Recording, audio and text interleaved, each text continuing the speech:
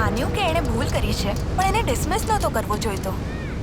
આની પહેલા બન્યું છે કે એનેસ્થેસિયા એડમિનિસ્ટ્રેશન કરતા પહેલા જ ઘણા પેશન્ટ સર્જરી પહેલા જ જતા રહેતા હતા. આ એક બહુ મોટો એથિકલ ઇશ્યુ છે. તું તો બધું સમજે છે, મારે કહેવાની જરૂર નથી.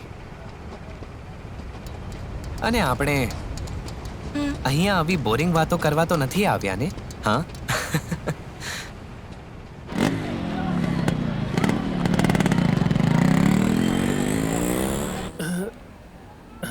હા, થોડુંક અંદર કર. હવે દુખે છે? હા, થોડુંક.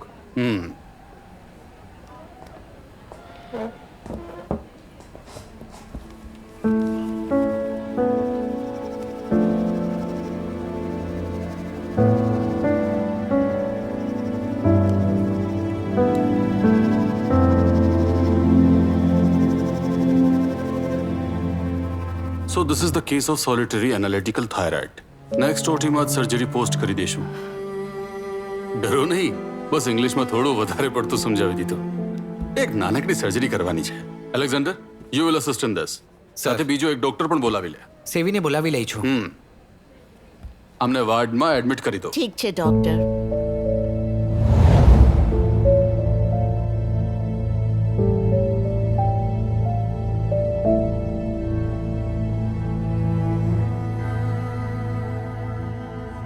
આ દિવસની વાત છે જે દિવસે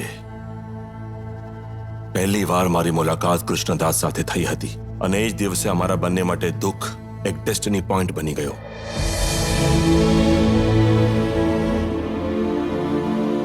ત્યારે અમે બંને આ વાતને જરાય સમજી નહોતા શક્યા. શું થયું? ટેન્શનમાં કેમ છે? હા, ના, એવું કંઈ નથી. તારા ટેન્શનને હમણાં ભગાડું છું. સ્ટીફન, અહીંયા આવ. અહીંયા આવ ને. શું થયું? આ છે કૃષ્ણદાસ, જે એક ગાયક છે. વાહ, આ તો બહુ સારી વાત છે. કૃષ્ણદાસ, તું એક ગીત ગા, અમે પણ તો સાંભળીએ. સરસ મજાનું ગીત સંભળાવીશ તો અમને પણ ખુશી થશે અને તને પણ. બધા ખુશ થઈ જશે. ગા ને દોસ્ત. એ રાત્રે હું ઇમોશનલ થઈ ગયો હતો. કૃષ્ણદાસે ગાયેલું એ ગીત અને એનો અવાજ બંને એ રાત્રે છેલ્લી વાર સંભળાયા. એ રાત્રે સુજાને પણ છેલ્લી વખત જોઈ. તો ડોક્ટર સાહેબ, કાલથી હું 1 મહિનાની રજા પર છું. સ્ટડી લીવ, કઝિનના લગ્ન, આ બધામાં થોડી બિઝી રહીશ. ફોન તો કરી શકો ને તને. મારા રુદિયાના રાજા, આટલું બધું ન વિચાર. એ કહેવાની જરૂર જ નથી. વેકેશન પૂરું થવા દે. અને આમ પણ આવતા મહિને તારો બર્થડે પણ તો છે, ત્યારે વિચારશું શું કરવું છે.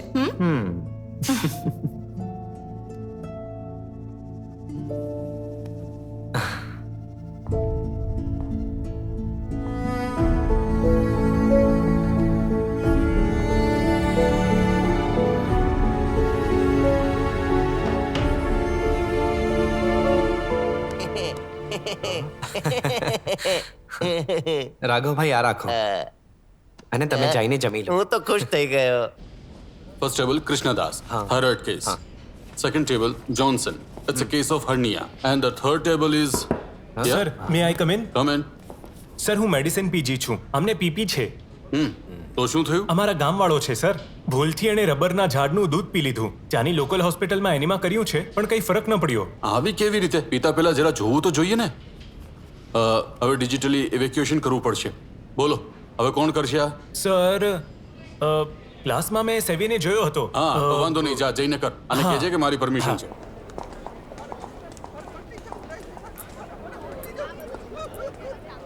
અરે સેવી, જલ્દીથી જા, એક એમરજન્સી છે. હવે શું થયું? એક પેશન્ટ છે, એના એનએસમાં પેઇન છે. ડિજિટલી ઇવેક્યુએશન કરવાનું છે. તારું નસીબ પણ વાંદરા જેવું જ છે. સાંભળ, એલેક્ઝાન્ડર પણ આ કામ સહેલાઈથી કરી શકે છે ને? એ પાછો શું કરી રહ્યો છે? એમબીબીએસ ના ક્લાસ સુધી પહોંચી ગયો. અને તું શું કરે છે? બધી સર્જરી એની પાસે કરાવે છે અને આપણી પાસે ફક્ત ઘાવ પર પાટો બાંધવાનું કામ કરાવે છે આ લોકો.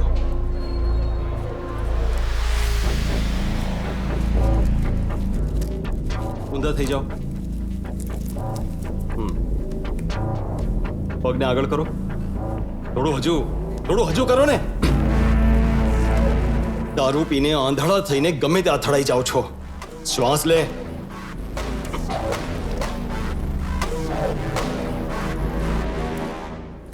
ડોક્ટર તમે ટેન્શનમાં છો ટેન્શન સિવાય બીજું છે શું? થોડા હાથ સખત થયા તો સમજો ખતમ, નહીં તો આવાજ નીકળી જશે. અને અમુક લોકો તો ગાવાના ઝટકાની લીધે આવાજ ગુમાવી બેસે છે. પણ ટેન્શન એ વાતનું નથી.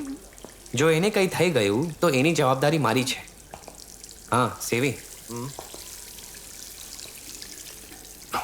બધી જવાબદારી તારા ઉપર આવી પડશે તો કેમ ચાલશે? if any complication occurs during the surgery, the first assistant will be responsible. અને આ વાત તો તને પણ ખબર છે. બધા હાથ ઉપર કરી લેશે. ચાલ તું હાથ ધોઈને આવ.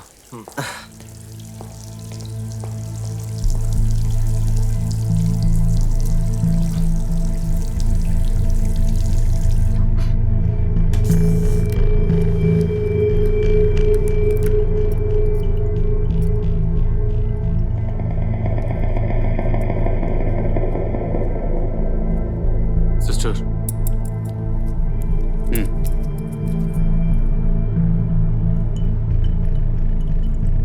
Alex okay sir. Alex that will do. BP 130/80. He is stable now. good. Doctor Yes. ઓટીમાં હર્નિયા પેશન્ટ કોલેપ્સ થઈ ગયો છે. Oh my god. Alex, you need to take over. Okay sir. Finish the case. You must be very careful about laryngeal now. Let's go. Sure sir.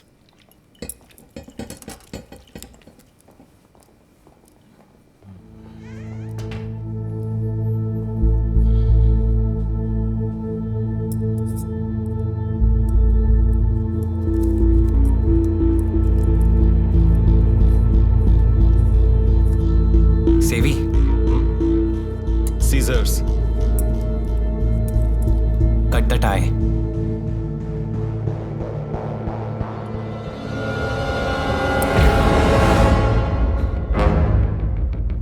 સેવી,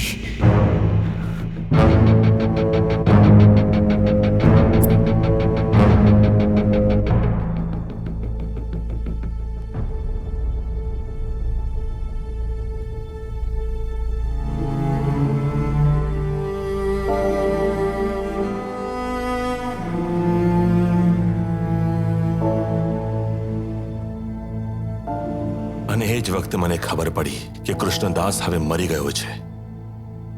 એનો અવાજ હંમેશા માટે દૂર ચાલ્યો ગયો. મારા ઉપર જાણે પહાડ તૂટી પડ્યો. મને લાગ્યું મેં એના સપનાઓને બરબાદ કરી નાખ્યા. અરે એને છોડી દો. બધા લોકો સાઈડમાં ખસી જાઓ. શું થયું?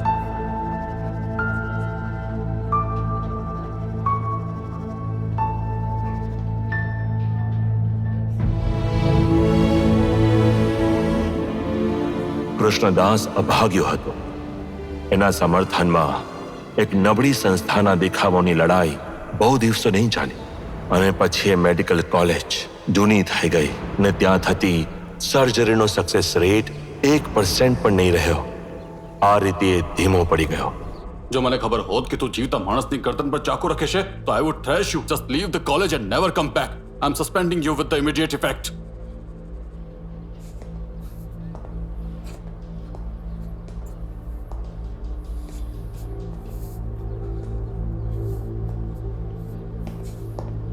You are suspended from the college for a month. Sir મારી વાત. Go. અરે તું કોઈ નાનો કેકલો છે કે? ચૂપ થઈ જા. તારી શું ભૂલ હતી કે તું રોઈ રહ્યો છે? અમે બધા તારી સાથે છીએ.